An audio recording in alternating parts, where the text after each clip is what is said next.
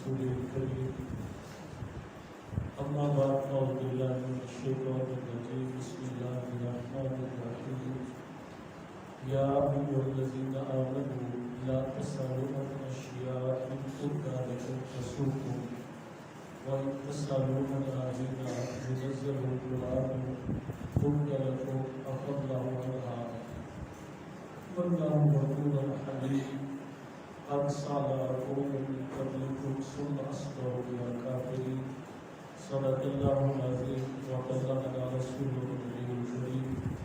الصلاة والسلام عليك يا سيدي يا رسول الله وعلى آلك وصحبك يا سيدي يا حبيب الله عزت و احترام کے لائق نمازی میرے دوستوں بزرگوں اللہ رب العزت کا تعداد مرتبہ شکر کہ جس کی توفیق سے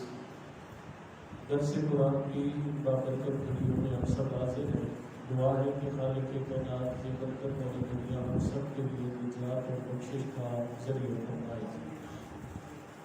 سورہ المائدہ کی آیت نمبر 101 102 اور 103 سے اللہ کا پیغام آپ کے گوش گزار میں جائے گا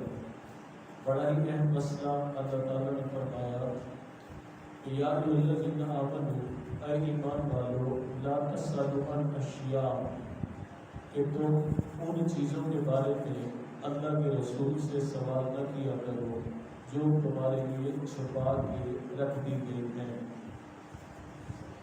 انسانی فطرت ہے کہ بعض اوقات انسان اپنی معلومات میں اضافے کے لیے ریسرچ کے لیے تحقیق کے لیے کوئی سوال کر کے اس کا جواب حاصل کرتا ہے اور یہ اچھی بات ہے، اسی کا نام تعلیم ہے، تحقیق ہے، سوچ و بچار ہے، یہ کرنی چاہیے۔ رسول اکرم صلی اللہ علیہ وسلم کی بارگاہ میں کچھ ایسے منافقین بیٹھتے تھے کہ جو رسول اللہ سے سوال علم میں اضافے کے لیے نہیں، معلومات میں اضافے کے لیے نہیں، ریسرچ کے لیے نہیں، بلکہ بے ادبی اور مذاق کے لیے کرتے تھے۔ تو اللہ تعالیٰ نے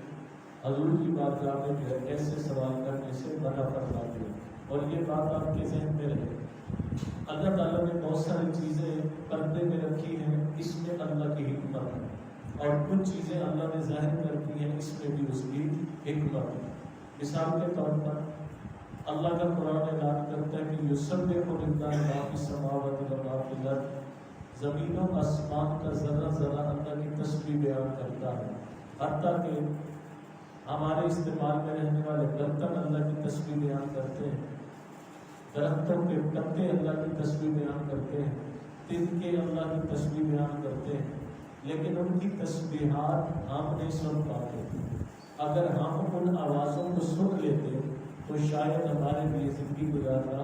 مشکل ہو جاتا۔ اسی طرح سرکار صلی اللہ علیہ وسلم فرماتے ہیں کہ مرنے والے کو جب کندھے پہ اٹھا کے لوگ لے کے جا رہے ہوتے ہیں تو وہ مرنے والا چارپائی پہ رہتے ہوئے بھی وہ آواز دیتا ہے، اور اس کی آواز سوائے جنوں کے اور سوائے انسانوں کے، یعنی ان دو مخلوقوں کے علاوہ مرنے والے کی آواز ہر چیز سنتی ہے۔ یعنی اگر وہ مرنے والے کی آواز لوگوں پہ ظاہر کر دی جائے، لوگوں پہ ظاہر کر دی جائے، مسند امام احمد بن حنبل میں یہ حدیث موجود ہے کہ اگر مرنے والا نیک ہوتا ہے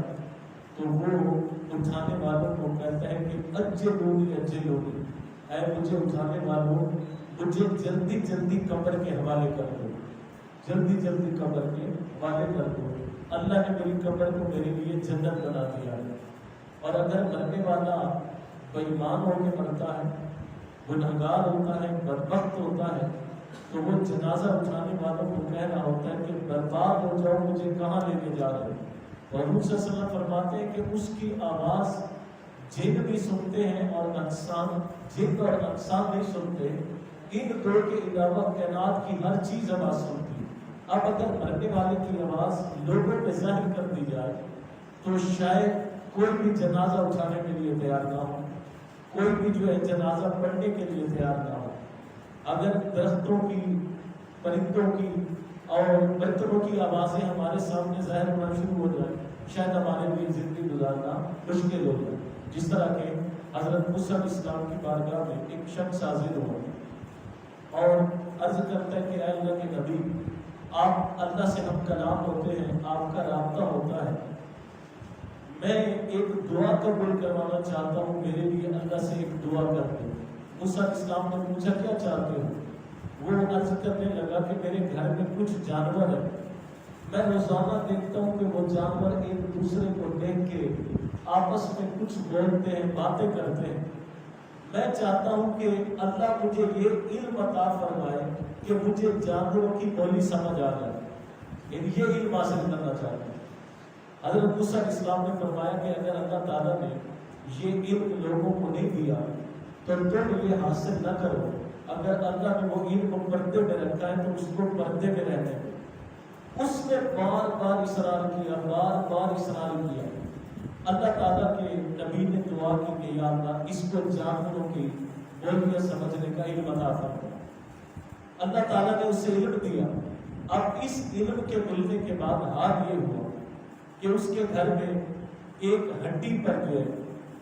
کتا، اور اسی ایک ہڈی پر جو ہے اس کے گھر میں رہنے والا ایک مرغا جو ہے وہ لڑ پڑے. کتا کہتا تھا کہ ہڈی میں اٹھا کے لے جاؤں گا، مرغا کہتا تھا کہ ہڈی میں اٹھا کے لے جاؤں. اب وہ بولی جو ہے سمجھ رہا ہے سوال کرنے والا. اب کرتے کرتے وہ دونوں ہڈی لینے سے انکاری کرتے ہیں اور وہ کہتے ہیں کہ کل ہمارے مالک کی گائے مر جائے گی، ہم اسے ایک ہڈی میں نہ لڑیں، اس کی کل گائے مر جائے گی، پھر ہم جو ہے اس کی ہڈیاں جو ہے وہ پیٹ بھر کے کھائیں گے. جب اس نے سنا کہ کل میری گائے مر جائے گی تو اس نے جو ہے اسی دن گائے بیچ دی. اب دوسرے دن گائے نہ تھی، نہ وہاں پہ مری، نہ ان کے حصے میں آئی. پھر لڑائی ہو گئی. پھر وہ آپس میں جا کر کہنے لگے کہ کل ہمارے مالک کا گھوڑا مر جائے گا. اب کل ہونے سے پہلے اس نے اپنا گھوڑا بیچ دیا. پھر انہوں نے آپس میں بات کی کہ ہمارا مالک کل مر جائے گا. جب اس نے یہ خبر سنی تو وہ دوڑ کر موسیٰ علیہ السلام کے پاس پہنچا کہ اللہ تعالیٰ نے جو مجھے علم دیا ہے آپ پھر دعا کریں کہ اللہ وہ علم تم سے واپس لے لے. حضرت موسیٰ علیہ السلام نے اس پہ ناراضگی کا اظہار کیا کہ میں نے آپ کو پہلے کہا تھا اللہ نے جو چیز پردے میں رکھی ہے اس کو پردے میں رہنے دیں. حتیٰ کہ جب موسیٰ علیہ السلام نے اس کے لیے دوبارہ دعا نہ کی تو اس بندے نے اپنے آپ کو جانوروں کی بولیوں سے تنگ آ کر اس نے اپنے آپ کو ایک نہر میں چھلانگ لگوا کر خودکشی کر کے حرام کی موت پر دی. ٹھیک ہے، یعنی یہ بتانے کا مقصد یہ ہے کہ جو چیزیں اللہ نے پردے میں رکھی ہیں، چھپا کے رکھی ہیں، ان کو اللہ کی حکمت سمجھا جائے، اور جو چیزیں ظاہر رکھی ہیں ان کو ظاہر میں جو ہے اللہ کی حکمت سمجھا جائے. اب مثال کے طور پر ہمارا دماغ ہے وہ اللہ نے پردے میں رکھا ہے، دل ہے وہ ہمارا پردے میں رکھا ہے. اگر یہ دونوں چیزیں باہر ہوتی تو اللہ کو کوئی روکنے والا نہیں تھا. یہ دل باہر بھی رکھ سکتا تھا، دماغ باہر بھی رکھ سکتا تھا، لیکن یہ چیزیں اللہ نے چھپا کے رکھی ہیں کہ جو خیالات، فتنے، وسوسے، فساد، الزام، بہتان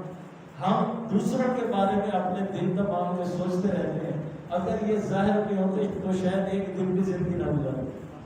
وہ اللہ نے پردے میں رکھی. تو اس لیے اللہ تعالیٰ نے فرمایا کہ تم اللہ کے نبی سے وہ سوال نہ کیا کرو جو اللہ نے تمہارے لیے چھپا کے رکھے ہیں. اگر وہ تمہارے لیے ظاہر ہو جائے تو تمہارے لیے مشکل ہوگی. اب وہ جو منافق تھے وہ حضور صلی اللہ علیہ وسلم سے بے ادبی کی نیت سے اور مذاق کی نیت سے جو ہے ایسے ایسے سوال کرتے تھے کہ جن کے کرنے کا تک ہی نہیں بنتا تھا. مثلا کسی نے کھڑے ہو کے سوال کر دیا کہ اگر آپ اللہ کے نبی ہیں تو بتائیں میرے باپ کا نام کیا ہے. میرے باپ کا نام کیا؟ اللہ کے نبی نے بتا تو دیا، لیکن اللہ نے اگر اس کو پردے میں رکھا تھا تو وہ یہ سوال جو اس کا نہیں بنتا تھا. کسی نے سوال کرنا کہ میری اونٹنی کہاں، میرا اونٹ کہاں ہے، میری فلاں چیز گم ہوگی وہ کہاں پہ. یعنی اللہ کے نبی نے ان چیزوں کو روک تو رکھا ہے، لیکن ان کے سوال کرنے والے کو یہ بتا دیا گیا کہ اگر تم یہ سوال کرو گے تو تمہارے لیے مشکل ہوگی. اور فرمایا کہ وَإِن تَسْأَلُوا عَنْهَا، اگر تم اس وقت سوال کرو گے حِينَ يُنَزَّلُ الْقُرْآنُ، کہ جب قرآن نازل ہو رہا ہوتا ہے تبدا لکم تو وہ تمہارے لیے ظاہر کر دیا جائے گا، افاللہ عنہا اللہ تعالیٰ جو ہے تمہیں معاف فرما دے گا، واللہ غفور حلیم اللہ بخشنے والا اور برداشت کرنے والا ہے، حلیم کا مطلب برداشت کرنے والا۔ یہ اللہ کی جو صفت ہے یہ بڑی کمال کی صفت ہے، ٹھیک ہے کہ آپ دیکھیں کہ اس وقت دھرتی پہ کون سا گناہ ہے کہ جو نہیں ہو رہا، لیکن یہ اللہ کی شان حلیمی ہے کہ اس نے جو ہے پھر بھی ہمیں اس دھرتی پہ رہنے کا موقع دے رکھا ہے۔ ورنہ انسان اگر اپنے اعمال کا محاسبہ کرے، اپنے جو ہے کرتوتوں کو دیکھے، اپنے اعمال کو دیکھے تو شاید ہمیں اس دھرتی پہ رہنا بھی جو ہے وہ